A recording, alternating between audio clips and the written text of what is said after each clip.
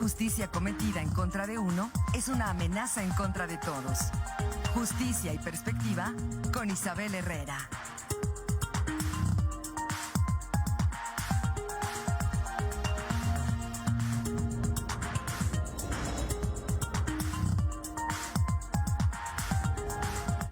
Es miércoles y es momento de escuchar la siempre oportuna participación de la licenciada Isabel Herrera. Isabel, ¿cómo estás? Muy buenos días. Es un gusto saludarte como semana a semana aquí en este espacio. Muy buenos días, Marco. Muy contenta de estar otro miércoles desde mi alma mater. Un saludo a todas las personas que nos están mirando y escuchando y a todas aquellas personas que es imposible que nuestra imagen y nuestra voz lleguen a todos los hogares queretanos. Y justamente hemos estado hablando de muchas participaciones, pero hay una violencia que solo ciertas mujeres, ciertos seres gestantes o seres que tienen la capacidad de gestar experimentan. Y justamente es la violencia obstétrica.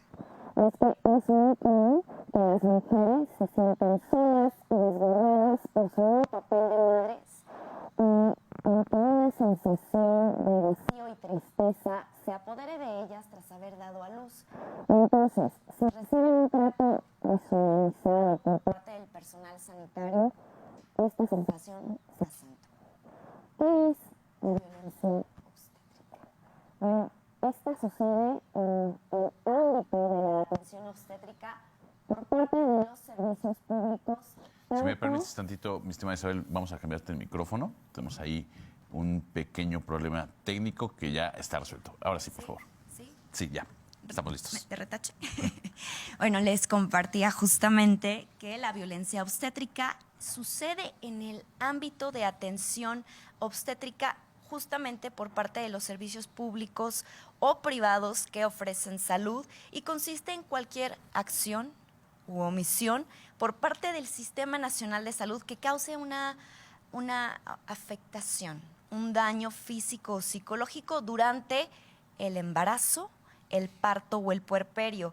Y justamente esto se traduce en la falta de acceso a servicios de salud reproductiva, un trato cruel, inhumano, degradante, abuso de medicalización, ahora sí que donde se le menoscaba la capacidad de decidir de manera libre e informada a la mujer, no se le brinda la información completa, adecuada, pertinente con respecto del medicamento que se le va a aplicar o del procedimiento que se va a realizar en cuanto a estos procesos reproductivos. ¿Cuántas historias no hemos escuchado de nuestras abuelas, de nuestras tías, justamente de, es que ya iba en el 5º hijo y sin preguntarme el doctor justamente me unió las trompas del falopio?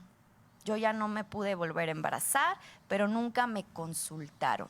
Eso, señores y señoras, es violencia obstétrica. El que una enfermera a la hora de estar en el parto te diga no grites, así no te quejabas cuando abrías las piernas, eso, aunque sean palabras, es violencia obstétrica. Y tristemente, la mayor, ahora sí que concentración de casos se encuentran que se ejercen en el Estado de México, en la Ciudad de México, en Tlaxcala, en Morelos y en nuestro bellísimo estado Mocho y Timorato. Y entonces justamente la violencia obstétrica es esta forma muy específica de violencia que se ejerce por los profesionales de la salud, ya sean médicos o personal de enfermería, hacia mujeres embarazadas en labor de parto o en el puerperio. ¿Y qué pasa con este tipo de violencia? Que constituye una violación a los derechos humanos sexuales y reproductivos de las mujeres y de aquellos seres gestantes. Y entonces es una forma de violencia, por ejemplo, la práctica injustificada de cesáreas. En nuestro país, el 10.9% de mujeres no se les informó por qué tomaron los médicos esta decisión y al 9.7% no se les solicitó su autorización con respecto de 3.7 millones de mujeres que fueron encuestadas. Y entonces, ¿dónde queda la autonomía? ¿Dónde queda el poder de decidir sobre su cuerpo de una mujer que ya está teniendo, ahora sí que un parto, que está atendiendo su embarazo? ¿Por qué no les consultan? ¿Por qué no les informan? Eso es violencia obstétrica y creo que la mayoría de las mujeres hemos recibido comentarios degradantes por parte de doctores o doctoras ginecólogos que se dedican a esta área en cuestión de que muchas veces les pesa el prejuicio. Incluso comentarios como no puedes ser madre, como mujer no sirves. Eso es violencia obstétrica. El, mira, ven antes de que te cases y yo te voy a ayudar a fingir tu virginidad.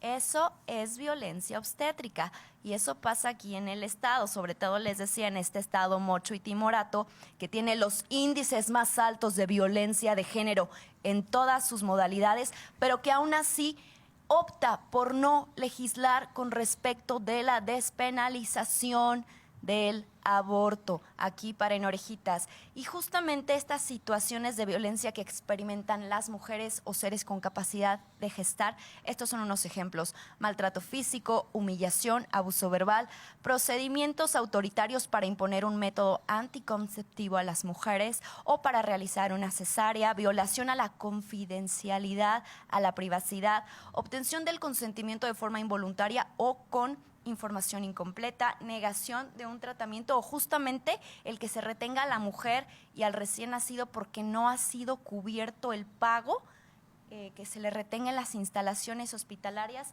Eso también es violencia obstétrica y lo pueden ejercer justamente servicios de salud pública o privados. Usted puede ir con el doctor más reconocido en el hospital más fifí de aquí y también ese doctor le puede ejercer violencia obstétrica, aunque tenga muchísimas especialidades. También algún comentario cargado de misoginia que esté perpetuando estereotipos de género, eso también es violencia obstétrica. Y entonces justamente en el marco internacional de los derechos humanos con respecto de la violencia obstétrica, es un fenómeno que representa una violación a los derechos de la vida, de la salud, el derecho a la no discriminación contra las mujeres en la esfera de la atención médica y justamente de no discriminarlas con respecto de brindarles una información completa de su situación.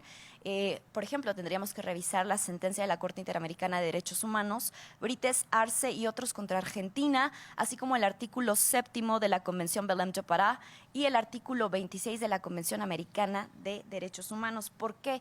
Porque justamente en todos estos instrumentos internacionales que protegen los derechos humanos de las mujeres y seres con capacidad de gestar, con respecto de la violencia obstétrica, justamente la Corte ha referido que los estados deben de brindar políticas de salud adecuadas que permitan ofrecer asistencia para la atención de nacimientos, políticas de prevención de la mortalidad materna por medio de controles prenatales y posparto adecuados. Y tendríamos que revisar entonces también la observación general número 22. Pero justamente resulta relevante recordarle a los estados pues que tienen que tomar en cuenta las siguientes medidas en materia de atención de salud, no solo física, sino también psicológica, porque, por ejemplo, tienen que adoptar medidas para garantizar un trato digno y el acceso a servicios médicos especializados para todas las mujeres, incluso las de las periferias, las que no hablan castellano, aquellas que obviamente se comunican por dialectos. Asegurar la presencia de médicos calificados y guardia obstétrica 24 horas, no que te atienda el pasante del pasante del pasante. Habría que revisar el caso Mairani de la Defensoría de Derechos Humanos, un caso muy fuerte que se dio justamente en la Sierra Queretana. Incluye no solo violencia obstétrica, sino negligencia médica. Y sucedió aquí, en Querétaro. Informar también plenamente a las mujeres embarazadas toda la información completa de su situación, de cómo viene el producto del embarazo, si hay obviamente complicaciones en su salud. También requerir el consentimiento libre e informado y voluntario antes de cualquier examen o procedimiento médico en salud sexual y reproductiva, garantizar su privacidad, garantizar traslados inmediatos a mujeres embarazadas, prever servicios de atención al parto sensible a prácticas culturales. Si la mujer quiere un parto humanizado en la playa, en una alberca, pues hay que facilitárselo porque es su cuerpo. Luego, propiciar también el acompañamiento siempre de personas de confianza para que ellas puedan elegir durante el proceso del parto, garantizar el contacto permanente de mujeres con el, la o le recién nacido, proveer planes nutricionales especializados creados por el personal médico con respecto de las necesidades de cada etapa de la mujer, ya sea el embarazo o la lactancia, porque la Corte ha sido muy enfática con respecto de que ha subrayado la necesidad de que se garantice el acceso a la justicia para las mujeres que han sido víctimas de violencia obstétrica. Y yo me despido hoy con esta reflexión, porque para aquella mujer embarazada o ser con capacidad de gestar, el ser atendida por profesionales que ejercen su labor y que la ejercen con responsabilidad implica el bienestar físico, pero garantizar también el bienestar emocional y psicoemocional. Entonces, obviamente, no es exigir mucho, es exigir lo justo, lo digno, lo ideal, que se garantice el acceso de las mujeres a su derecho humano a la atención de la salud física y emocional, tanto de la madre como del bebé. Con eso me despido hoy, Marco. Isabel, como siempre, muy oportunos tus comentarios. Muchísimas Nos vemos y gracias. nos escuchamos la próxima semana. Claro que sí. Hasta entonces. Nosotros vamos a una muy breve pausa y regresamos con más de la información.